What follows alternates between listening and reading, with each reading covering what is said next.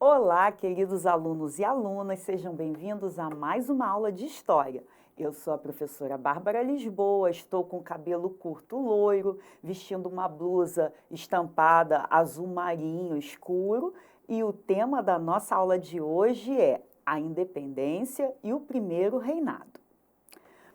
Para início de conversa, é importante compreendermos que a independência do Brasil foi um processo que nós podemos estabelecer a partir das transformações ocorridas na colônia a partir da chegada da família real, da corte portuguesa no Brasil. Muitas situações se transformaram na colônia. Criação de muitas instituições, transformações principalmente na cidade do Rio de Janeiro, que foi a sede da corte no Brasil, e alguns acontecimentos que favoreceram esse processo da independência, como, por exemplo, a Revolução Liberal do Porto, onde as cortes portuguesas exigiam a volta de Dom João VI, após aquele período napoleônico, das invasões napoleônicas. Houve uma grande reforma em Portugal. E os portugueses que estavam estabelecidos lá em Portugal exigiam a volta de Dom João VI e a construção, a elaboração de uma nova Constituição, dentro de um modelo de monarquia constitucional. Nesse processo, existiam lutas políticas entre grupos que desejavam que o Brasil voltasse a estar numa condição, de colônia, e grupos também que, através de todas as transformações, as modificações, causadas pelo desenvolvimento econômico, preferiam que o Brasil se tornasse independente. E dentro desse processo é que houve um apoio para que Dom Pedro, que tinha ficado como príncipe regente após o retorno de Dom João VI a Portugal, ficasse no Brasil e proclamasse a independência. A partir do Dia do Fico, onde foram reunidas milhares de assinaturas para a permanência de Dom Pedro no Brasil, esse processo, os acontecimentos, esse desenrolar dos acontecimentos acabou levando à proclamação da independência do Brasil em 7 de setembro de 1822. É importante percebermos que a independência do Brasil e a coroação de Dom Pedro I estavam de acordo com os interesses dos proprietários latifundiários e escravistas. Após a independência do Brasil, o período que vai de 1822 a 1831 é conhecido como Primeiro Reinado, pois foi governado pelo rei Dom Pedro I. Nesse período, nós tivemos o estabelecimento de uma Constituição e também alguns conflitos que surgiram nesse novo Estado que surgia. Durante todo o Primeiro Reinado, havia uma preocupação que o Brasil voltasse a ser anexado por Portugal. E havia também grandes conflitos políticos entre grupos socioeconômicos dominantes, vigentes nessa sociedade. Então, foi um momento muito conturbado, inclusive tiveram também alguns conflitos, algumas revoltas e movimentos também de resistência a essa independência. Nesse momento, logo no pós-independência, era necessário a construção de todo um aparato administrativo.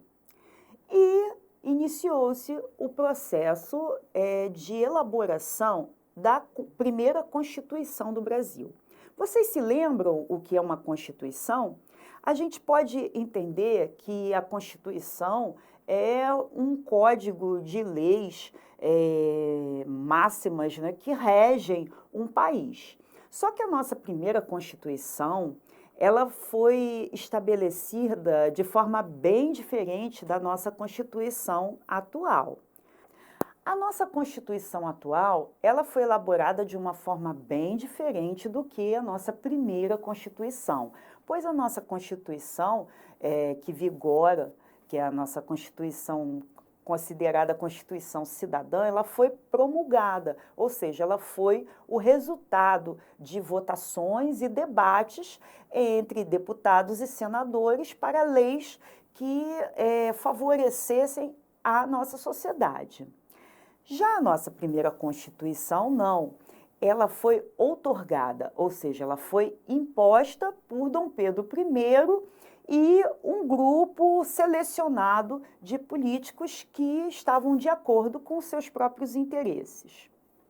O clima de elaboração dessa Constituição foi bem tenso, porque Dom Pedro, quando reuniu a Assembleia Constituinte, ocorreram severos debates e, por isso, Dom Pedro I acabou dissolvendo a Assembleia Constituinte. A Assembleia Constituinte foi o palco de disputas entre as elites conservadoras e liberais, moderados e radicais, e atritos com o imperador Dom Pedro I. Com o fechamento da Assembleia Constituinte, houve um grande descontentamento em todo o país. Porém, Dom Pedro I continuou com suas atitudes autoritárias e reuniu o chamado Conselho de Estado, com 10 representantes que estavam de acordo com seus próprios interesses, e a partir daí ele acabou outorgando, ou seja, impondo uma nova Constituição para o Brasil.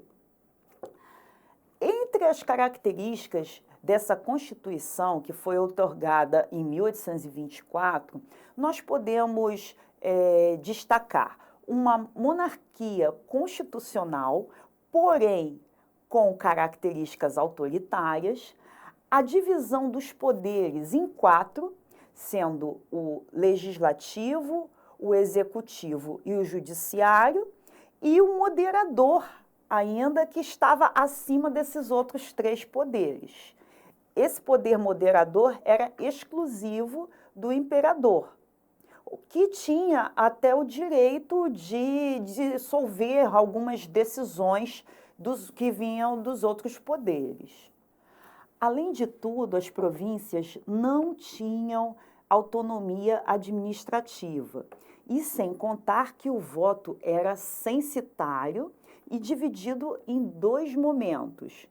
O voto censitário quer dizer que você precisava ter uma determinada renda para poder votar, e uma renda maior para poder também se tornar candidato. Ou seja, a política acabava favorecendo os grandes proprietários, grandes latifundiários, pessoas que ocupavam os cargos políticos importantes. Então, acabava sendo extremamente exclusivista e para uma elite. Além de tudo, o cargo de senador era vitalício, a Igreja Católica era a religião oficial, sendo que havia um regime de padroado onde o imperador Dom Pedro I podia interferir nas decisões da Igreja. Aqui nós podemos ver um breve resumo do que estabelecia essa Constituição de 1824, como a monarquia hereditária constitucional e representativa, a divisão em 4 poderes, moderador, executivo, legislativo e judiciário, as províncias não tinham autonomia administrativa, o voto censitário, o cargo de senador vitalício e a Igreja Católica como religião oficial. Além das disputas entre as elites conservadoras e liberais, Dom Pedro I teve que lidar com alguns focos de resistência à independência e alguns conflitos que surgiram nesse momento do primeiro reinado. Entre eles, nós podemos destacar a chamada Confederação do Equador e a Guerra da Cisplatina. No que se refere à Confederação do Equador, líderes pernambucanos, apoiados por líderes de províncias da Paraíba, Rio Grande do Norte, Maranhão, proclamaram a República no Nordeste. Muitos participantes do movimento foram presos pelas tropas do Exército Imperial e líderes como Frei Caneca foram executados. No que se refere à Guerra da Cisplatina, que ocorreu entre 1825 e 1828, é importante ressaltarmos que essa região ela foi anexada pelo Reino Unido de Portugal e Brasil em 1821, só que moradores nunca aceitaram o domínio luso-brasileiro. Os revoltosos se aliaram à República das Províncias do Rio da Prata, hoje é a Argentina, e Dom Pedro I declarou guerra ao governo de Buenos Aires. O conflito ele só acabou em 1828 com o reconhecimento da província cisplatina pelo governo brasileiro como livre e a região passou a se chamar República Oriental do Uruguai. Por conta das graves crises políticas, econômicas e sociais que ocorreram durante o primeiro reinado, agravados também com alguns acontecimentos, como a morte do jornalista Líbero Badaró, que acabava sendo um grande crítico desse reinado de Dom Pedro, e essa morte ter sido ocasionada por admiradores de Dom Pedro I, isso acabou agravando e causando uma grande impopularidade a esse governo de Dom Pedro I, o que levou à sua abdicação.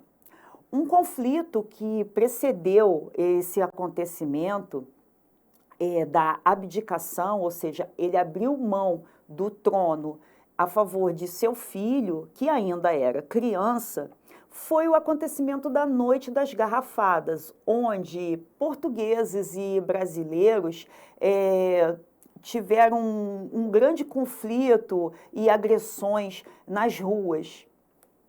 Então, nós podemos concluir que essa abdicação de Dom Pedro I em 1831 teve relação com a sua impopularidade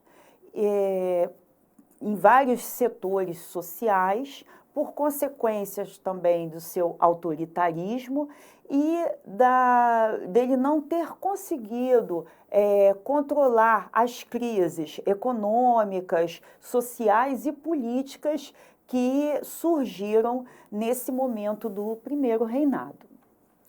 Agora vamos ao nosso desafio? Na figura ao lado, vemos a capa da Constituição de 1824 com o brasão da monarquia. Baseado na videoaula que você assistiu, vamos refletir. Que diferenças podemos encontrar entre a Constituição de 1824 e a nossa Constituição atual? A Constituição de 1824 permitia a Dom Pedro I governar de maneira autoritária? Nossa videoaula vai ficando por aqui. E não deixem de acessar o nosso material Rio Educa com o auxílio do seu professor ou da sua professora. E também não deixem de assistir a nossa próxima videoaula. Até breve!